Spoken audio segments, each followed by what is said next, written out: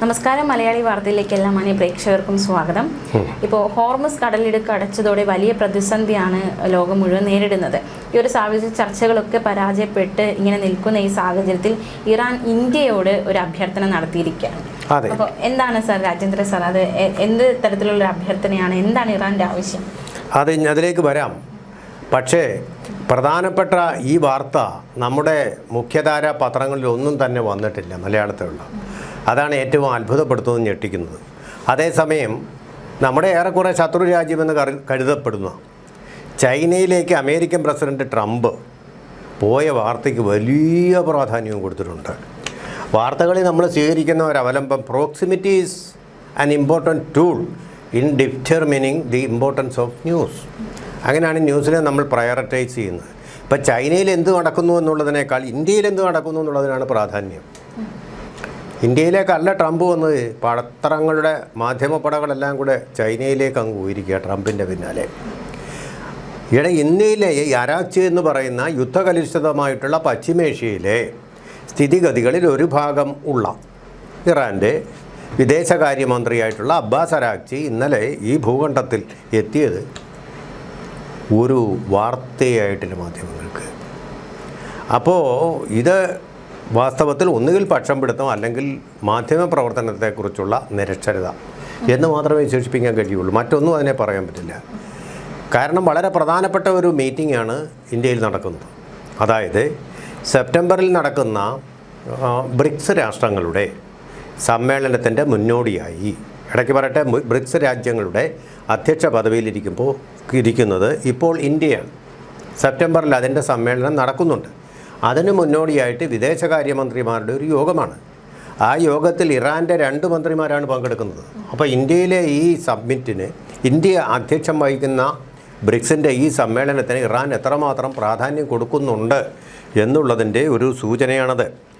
ഒന്ന്, പങ്കെടുക്കുന്ന ആൾ Abbas Araghchi, അദ്ദേഹം ജയശങ്കറുമായിട്ടൊരു ചർച്ച നടത്തിക്കഴിഞ്ഞു. രണ്ടാമതായിട്ട് അവിടുത്തെ ഡെപ്യൂട്ടി ഫോറിൻ മിനിസ്റ്റർ, അതായത് വിദേശകാര്യ ഉപമന്ത്രി ആയിട്ടുള്ള കസേം ഗോരിബാബാദി എന്ന് പറയുന്ന ആൾ. ഈ 2 പേരുമാണ് വന്നിരിക്കുന്നത്. ഇതിലെ കസേം ഗോരിബാബാദി പറഞ്ഞിരിക്കുന്നത് ഇന്ത്യ ഈ ഹോർമൂസ് കടലിടുക്കിലെ പ്രശ്നം, അതുപോലെ തന്നെ ഇറാനും അമേരിക്കയുമായിട്ടുള്ള പ്രശ്നം, ഇതിന് അതിൻ്റെ ഇൻഡിപെൻഡൻ്റ് റോൾ വെച്ചുകൊണ്ട് ഒരു മധ്യസ്ഥ ചർച്ച നടത്തി പരിഗണിക്കണം എന്ന് പറഞ്ഞു കഴിഞ്ഞാൽ അതിൻ്റെ അർത്ഥം ഇറാൻ ഇന്ത്യയുടെ മധ്യസ്ഥത സ്വീകരിക്കുന്നു. അപ്പോൾ ഇതുകൊണ്ടൊരു പ്രയോജനവും ഉണ്ടാവില്ല എന്ന് ധരിച്ചാണ് നരേന്ദ്രമോദി ഈ ചർച്ചയിൽ മധ്യസ്ഥത വഹിക്കാത്തത് എന്നാണ് BJP വക്താക്കളും അതുപോലെ തന്നെ പ്രധാനപ്പെട്ട രാഷ്ട്രീയ നിരീക്ഷകരും അംബാസഡർമാരും നയകോവിദന്മാരും എല്ലാം തന്നെ പറഞ്ഞുകൊണ്ടിരുന്നത്. പക്ഷേ ഇപ്പോൾ മനസ്സിലാവുന്ന ഒരു കാര്യം, ഇറാൻ ഇന്ത്യയുടെ മധ്യസ്ഥതയെ വിശ്വസിക്കുന്നു. പാകിസ്ഥാനെ പോലെ അവരെ അവിശ്വസിക്കുന്നില്ല. അതുകൊണ്ട് ഇതിനകത്ത് ഇന്ത്യക്ക് വലിയൊരു റോൾ വഹിക്കാനുണ്ട്, പ്രധാനപ്പെട്ട ഒരു റോൾ വഹിക്കാനുണ്ട്. ആ റോള് തെളിയിക്കാനൊരു അവസരമാണ് കരഗതമായിരിക്കുന്നത്. അതായത് നാളെ വ്യാഴാഴ്ച ഈ വിദേശകാര്യമന്ത്രിമാർ നമ്മുടെ പ്രധാനമന്ത്രി നരേന്ദ്രമോദിയുമായിട്ട് കൂടിക്കാഴ്ച നടത്തും. ഇവർ നേരത്തെ വന്നത് എന്തിനാണെന്ന് വെച്ചാൽ അടുത്ത ദിവസം നരേന്ദ്രമോദി UAEയിലേക്ക് പോവുകയാണ്, യുണൈറ്റഡ് അറബ് എമിറേറ്റ്സിലേക്ക് പോവുകയാണ്. അത് വളരെ പ്രധാനപ്പെട്ട ചർച്ചകൾക്കായിട്ട് പോവുകയാണ്. അതിൽ പ്രധാനപ്പെട്ട ഒന്നായിട്ട് വരുന്നത് ഹോർമൂസ് കടലിടുക്കിൽ ഉണ്ടായിട്ടുള്ള ഈ സ്തംഭനാവസ്ഥ മറികടക്കുക എന്നുള്ളതാണ്. അതേസമയം ഈ ടൈമിങ്ങിൽ തന്നെ അമേരിക്കയുടെ പ്രസിഡൻ്റായിട്ടുള്ള ഡൊണാൾഡ് ട്രംപ് ചൈനയിലേക്ക്, ബെയ്ജിങ്ങിലേക്ക് സന്ദർശനം നടത്തിയിരിക്കുകയാണ്. ഇത് അദ്ദേഹത്തിൻ്റെ ഒരു തന്ത്രമാണ്. എന്താണെന്നറിയാം, ഈ സമയത്ത് ചൈനയുടെ പാർട്ടിസിപ്പേഷൻ വലുതായിട്ട് ബ്രിക്സ് മീറ്റിങ്ങിൽ ഉണ്ടാവാതിരിക്കാൻ വേണ്ടിയിട്ട് ഉള്ള ഒരു ശ്രമമാണ് നടത്തുന്നത്. അതെന്തിനാണെന്നറിയാം, ചൈന കൂടി വന്നാൽ ബ്രിക്സ് എന്ന് പറയുന്ന ആ കൂട്ടായ്മ വളരെ സ്ട്രോങ് ആയിത്തീരും. അതിനൊരു പാര വയ്ക്കാൻ തന്നെയാണ് അദ്ദേഹം ശ്രമിക്കുന്നത്. ആ പാരവയ്പ്പ് കുറച്ച് ഫലിച്ചിട്ടുമുണ്ട്. എന്താ കാര്യമെന്നറിയാമോ, ചൈനയുടെ വിദേശകാര്യമന്ത്രി ഈ സമ്മേളനത്തിൽ പങ്കെടുക്കുന്നില്ല. പകരം ഇന്ത്യയിൽ ഇവിടെ തന്നെയുള്ള ചൈനയുടെ അംബാസഡർ ആണ് ഈ ചർച്ചയിൽ പങ്കെടുത്തുകൊണ്ടിരിക്കുന്നത്. മനസ്സിലായില്ലേ? അപ്പോൾ അങ്ങനെ അതിൻ്റെ ഒരു ശക്തി, അതിൻ്റെ ഒരു ഇമ്പാക്റ്റ് കുറയ്ക്കാൻ വേണ്ടി നടത്തുന്ന ചർച്ചയാണ്. അവരവിടെ നടത്തുന്ന ചർച്ചകളും പ്രധാനം തന്നെയാണ്. അതിൽ ഷീ ജിൻപിങ് പറഞ്ഞിരിക്കുന്നത്, ട്രംപിനോട് പറഞ്ഞിരിക്കുന്നത്, അവർ കോമൺ ഇൻട്രസ്റ്റ് ഔട്ട്വെയ് അവർ ഡിഫറൻസസ് എന്നാണ് പറഞ്ഞിരിക്കുന്നത്. എന്ന് പറഞ്ഞാൽ അതിൻ്റെ അർത്ഥം നമ്മളുടെ പൊതു താല്പര്യങ്ങൾ നമ്മുടെ അഭിപ്രായ വ്യത്യാസങ്ങളെക്കാൾ തൂക്കമുള്ളതാണ്. അതായത് നമുക്ക് കോമണായിട്ട് പല താല്പര്യങ്ങളും ഉണ്ട്.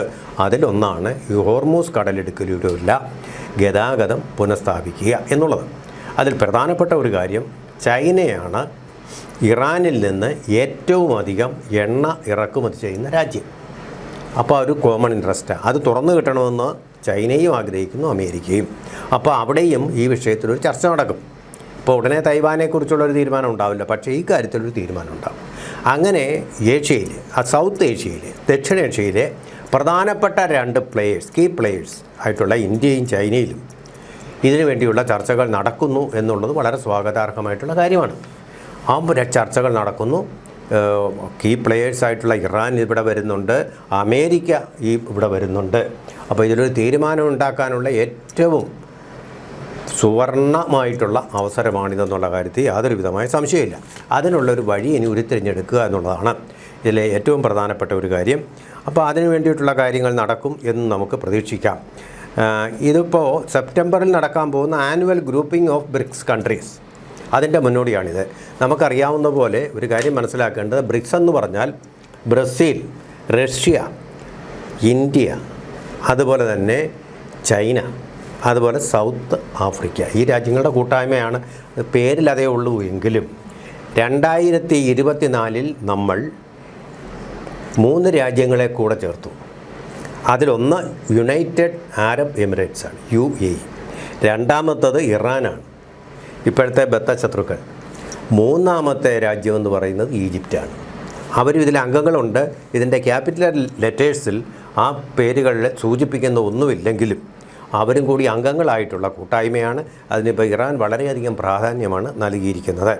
എന്നതുകൊണ്ട് ഈ സമയത്ത് അരാക്ചിയുടെ ഇന്ത്യയിലെ വരവ് വളരെ വളരെ വളരെ വാർത്താ പ്രാധാന്യമുള്ള. കാരണം എന്താണെന്ന് വെച്ചാൽ, യുദ്ധത്തിൻ്റെ ഇരയോ അല്ലെങ്കിൽ കാരണക്കാരനോ വാട്ടെവർ ഇറ്റ് ഈസ് ആയിട്ടുള്ള ഒരു രാജ്യം ആണ്, ആയിട്ടുള്ള ഒരു രാജ്യത്തിൻ്റെ കീ റോൾ വഹിക്കുന്ന വിദേശകാര്യമന്ത്രിയാണ് വരുന്നത്.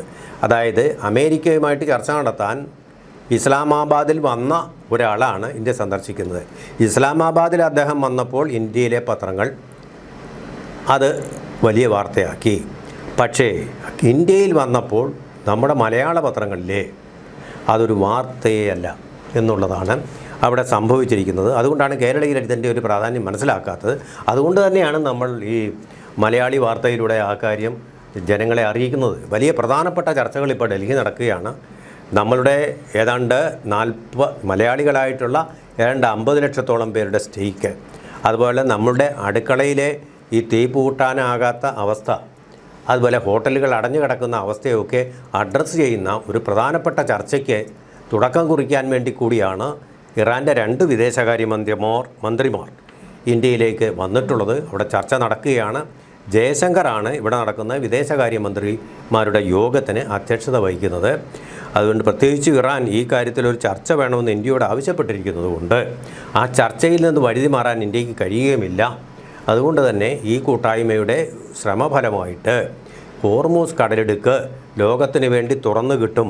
അങ്ങനെ ഒരു പ്രധാന തീരുമാനമെടുക്കുമ്പോഴെങ്കിലും എനിക്ക് പത്രങ്ങളോടുള്ള ഒരു അഭ്യർത്ഥന, അതെങ്കിലും ഒന്ന് വാർത്തയായിട്ട് കൊടുക്കണം. കാരണം ഇതല്ലെങ്കിൽ പിന്നെ എന്താണ് വാർത്ത? ശരിയാണ്, എല്ലാം കോൺഗ്രസ് മുഖ്യമന്ത്രി ആരെന്നുള്ള ചോദ്യവും അതിൻ്റെ കാണാൻ വേണ്ടിയുള്ള ആകാംക്ഷയോടെ കാത്തിരിക്കുകയാണ്. പക്ഷേ അത് മാത്രമല്ലല്ലോ നമ്മുടെ താല്പര്യങ്ങളെ ബാധിക്കുന്ന വാർത്തകളെന്ന് പറയുന്നത്. ആണോ? അതല്ലല്ലോ ശരിയായിട്ടുള്ള ജേർണലിസം. ഒരു മുഖ്യമന്ത്രി ആവും, അത് കോൺഗ്രസിൻ്റെ ഒരു തീരുമാനം, ഒരു പാർട്ടിയുടെ ഒരു തീരുമാനത്തിന് പെൻഡിങ്ങാണ്, അതുണ്ടാവും. അത് പക്ഷേ നമ്മളെ പെട്ടെന്ന് അങ്ങനെ ബാധിക്കുന്ന കാര്യമല്ല.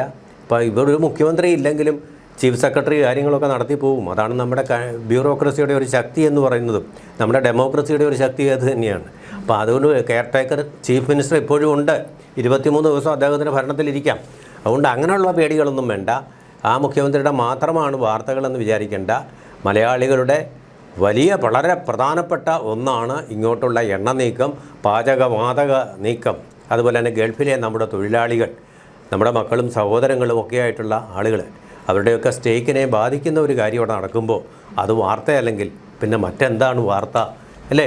ആൻസി എന്ത് പറയുന്ന കാര്യത്തിൽ? അപ്പോൾ എന്തായാലും നിർണായകമായ തീരുമാനങ്ങളാണ് നടക്കുന്നത്. അപ്പോൾ അതിന് വാർത്താ പ്രാധാന്യം ഉണ്ടാകട്ടെ. ഇന്ന് മുഖ്യമന്ത്രി പ്രഖ്യാപനം വന്നു കഴിഞ്ഞാൽ പിന്നെ ആകാംക്ഷയ്ക്ക് അവസാനമാകും. പിന്നെ മറ്റ് പല പ്രശ്നങ്ങളിലേക്കും മാധ്യമങ്ങൾ കടക്കും.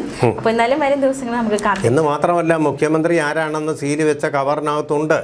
അതൊന്ന് തുറക്കണം. EVM പെട്ടിക്കകത്ത് വോട്ട് കയറിയതുപോലെ അത് പിന്നെ പ്രത്യേകിച്ചൊന്നും അതാ നമ്മളിപ്പോൾ ഈ വാർത്തകൾ ആളുകൾ കാണുമ്പോഴത്തേക്കും അതിൻ്റെ തീരുമാനമായി കാണും. അതിൻ്റെ ആഹ്ലാദ പ്രകടനങ്ങൾ തുടങ്ങിക്കാണും. നമുക്കും പായസം കിട്ടുന്നെങ്കിൽ നമുക്കും സ്വീകരിക്കാം, അതിൽ ലഡ്ഡു പൊട്ടിക്കുന്നെങ്കിൽ നമുക്കും സ്വീകരിക്കാം. പക്ഷേ ഇത് ഒരു പരിഹാരമില്ലാത്ത പ്രശ്നത്തിൻ്റെ പരിഹാരമാണ് ഉണ്ടാകുന്നത്. അതാണ് ഇതിനെ ഒരു വലിയ വാർത്താ പ്രാധാന്യമുള്ളതായിട്ട് മാറ്റുന്നത്. വളരെയധികം നന്ദി സർ. ഓക്കെ.